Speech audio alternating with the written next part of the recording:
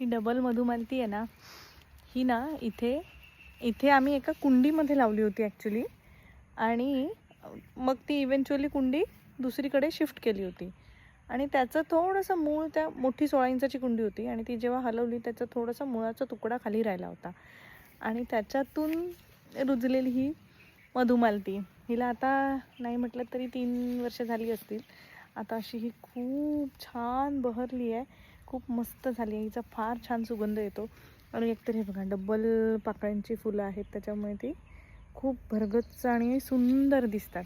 आणि अशी खूप छान झाली आहे ती मधुमालती. हे खूप तसं म्हटलं तर हार्डी वेल आहे, खूप छान होणारं प्लांट आहे.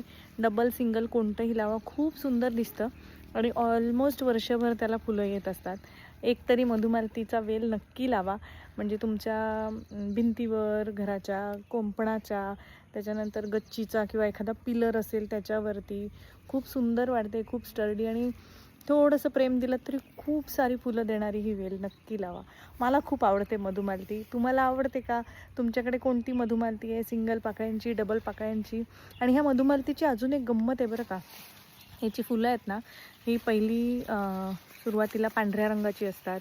नंतर त्याच फुलाचा रंग बदलून थोडासा गुलबट होतो, मग त्याचाच रंग बदलून लालसर होतो. असं सेम फुलाचा रंग बदलतो आणि मग वेगवेगळ्या स्टेजेसमध्ये फुलणारी ही फुलं एकाच गुच्छामध्ये आपल्याला वेगवेगळ्या रंगाची फुलं प्रत्येक वेळी बघायला मिळतात. आहे की नाही गंमत? मधुमालती किंवा रंगून क्रीपर तुमच्या बागेमध्ये, घरामध्ये, अगदी शेताच्या बांधावर सुद्धा लावू शकता.